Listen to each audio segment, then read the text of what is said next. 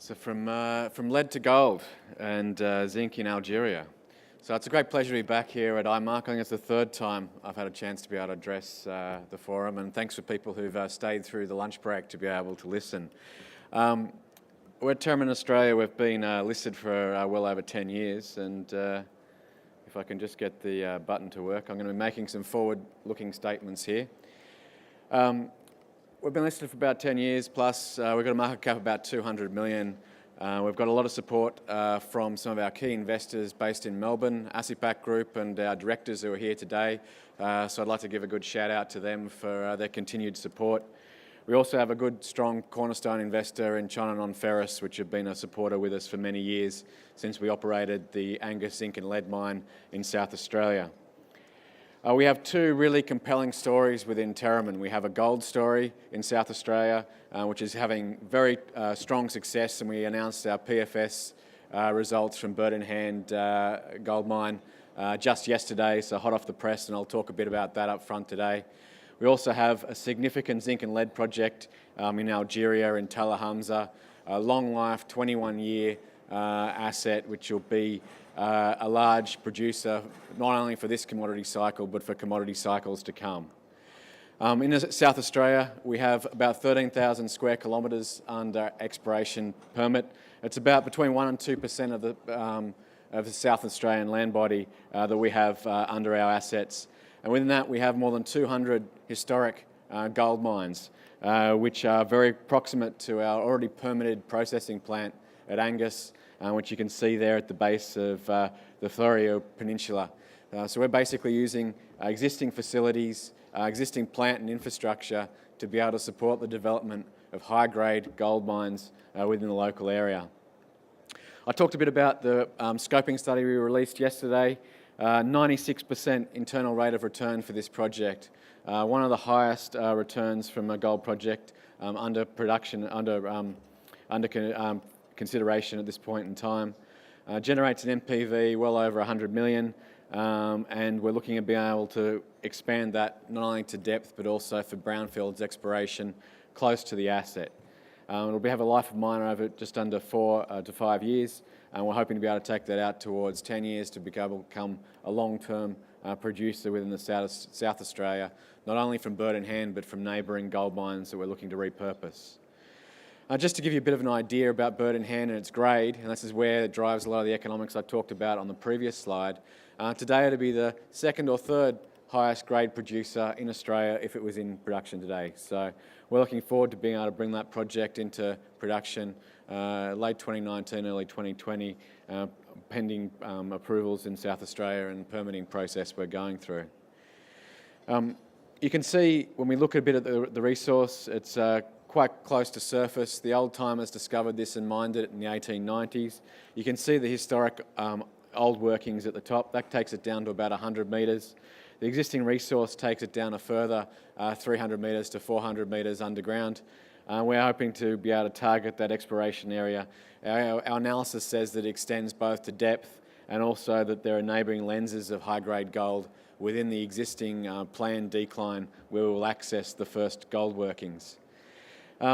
We have a very strong exploration plan that we're looking to roll out in 2019.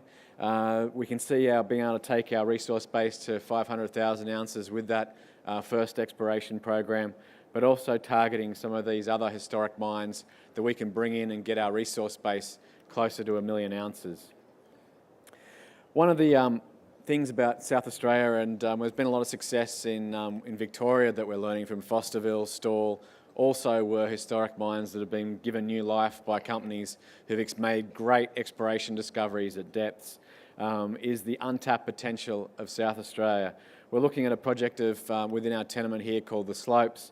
It produced 4,000 ounces just from alluvials in the 1890s, and there were 14 hard rock mines within that existing area, grading 31 grams a tonne according to the Geological Survey of South Australia. This is one of our priority exploration targets that we're looking at picking up after we've extended Bird in Hand to depth in there. So we think there are potential for many similar Bird in Hand discoveries within easily truckable range of our Strathalbyn facility. we're not only looking at just the small stuff, we've got one of the largest mag anomalies in the Padthaway Ridge area called Wild Horse. It's generated a lot of interest whenever I put up this slide. Alhambra in Argentina, this is a scale representation of the size of the magnetic anomaly. It's under depth. We're benefiting from a lot of deep search technology that's been pioneered in South Australia, and we're looking forward to being able to joint venture this project with a major company who can take it forward and be able to develop it appropriately. But it's definitely a very, it stands out very clearly in the aeromag when we're looking at it. We think the gold story within Terramin generates a significant potential for uplift. Looking at where we are with our peers in the gold side, we're looking at 30 to 40 to 50 to 60 million ounces, 60 enterprise value, with the potential to uplift closer to the $500 million mark if we enter production. And we're working very hard to get that re-rating within the company.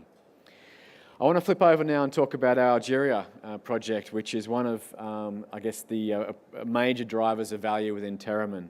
We're looking at 53 million tonnes of resource, grading 6.6%. It's a long life resource, very close to the Mediterranean. Most people don't know a lot about Algeria, but it's an oil-rich country. It's had one president since 1999. Australia's, I think, had 8 prime ministers in that time. When people are looking at stability, I think Algeria is an excellent example of a country that's provided stability and leadership over that period of time. Some of the key assets about Talla, very high grade for a large deposit like this.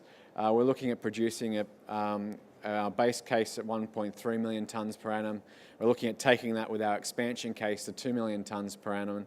And we've announced an optimisation which will increase the resource to reserve conversion by 30% just by adjusting cut-off grade and processing. We're going to bring forward a lot of those high-grade metal tonnes from the later years of the project into the early years and drive uplift as we go through optimisation of what is a very large project in the heart of the Mediterranean and the heart of Europe. I think the Algerians see this as a strategic project for them. They see it as a nation-building concept. The transition for oil and gas is well advanced across the Middle East and North Africa. People are looking for base metals to be able to provide that diversification, and the Algerian government sees this as a training mine to establish a beachhead for base metals production within the country. It's a very low-cost producer. We're looking at first quartile costs just on the base case. It has compelling economics just on the base case production. We're looking at NPV there of 400 million, $1.25 zinc, which is just about spot price today. But we see that the zinc price has a lot further to run as we come to the end of this decade and a lot of the existing mines come to the end of their production life. A lot of our peers are looking at mine lives that are much shorter than Talla, New Century, Red River and Heron who are here, looking at 6 to 10 years. Our long life project will be a producer through the cycles and provides you upside to that zinc and lead story you heard a bit earlier from Galena as well. One of the things that drives the value of Talla is its proximity to infrastructure. You can see that we're 10 kilometres from a deep water port. We actually have a one belt, one road highway that runs within 1.8 kilometres of the deposit. We even have rail close to the operation, but it's so close to the port we're not even looking at that in terms of getting our production into those markets and smelters in Europe. So we've been able to save a lot on infrastructure development there, be able to partner with our China connections over One Belt, One Road initiatives, to be able to bring the project to market and be able to finish the DFS, which we concluded earlier this year and announced our optimisation study just a few months ago. While we're bullish on zinc, I think it's the same for all base metals. There's been a supply response in the short term to sustain demand for the metals, but there's a real question mark about where that supply will come from post-2020. Many of those producing assets will tend to tail off, and projects like Talla and others are needed to be able to replace the supply that's coming off the boil later in 2020. So we're quite bullish on the zinc price. Our friends at Wood Mac pulled this slide together. They can see also an appreciation in the nominal and real values of zinc over that time. So we're excited about being able to bring Tallahumsa into production later 2021-22 when we can be able to capitalise on what we see as a rising zinc and lead market. We also have a lot of unfinished business at Tallahumsa. We've got a 20-year mine life, but we've got some really high-grade hits in the last holes we drilled. TH39 pulled out 5 metres at 14.48% zinc lead combined. We also had other hits in that zone. We're looking at, when we get on the ground, being able to test some of that and bring in some of that high-grade potential earlier into the mine life, driving a real value case for Tallahumsa that we haven't been able to put forward at this point, but it'll be a priority for us once we get on the ground again next season. We also have a number of hits within a 2 to 3 kilometre area within Tallahumsa, which we'll be able to target in coming drill programs. I guess Tallahumsa's blind at surface. It was 400 metres underground. The geological surveyor picked it up in wildcat holes that they were drilling back in the 90s, and we were able to pick it up in a tender process. But there's a lot of unfinished business around that area which we can go back in and drill after we get Tallahumsa up and running and optimised appropriately. Looking at approvals before the end of the year, after our DFS has been finished, early works and construction to kick off for production early next decade. So we're quite being aggressive on our timelines. We think we can deliver, be able to work with our partners in China and on ferrous to be able to, and Enfi and BRGIM in China, to be able to deliver the project as planned to the market and meet that uptick in zinc and lead price that we see. So just finally on Terramin, we've got great assets, gold, zinc, to be able to deliver. We're in the commodities that we see as being very strong, zinc and lead next decade, gold right now, and we have the right people and right team behind us with ASIPAC, our board of directors who are here today, and the team with Simon Yekapeta and myself with a lot of experience across the industry. So thanks very much, and a pleasure to talk to IMARC.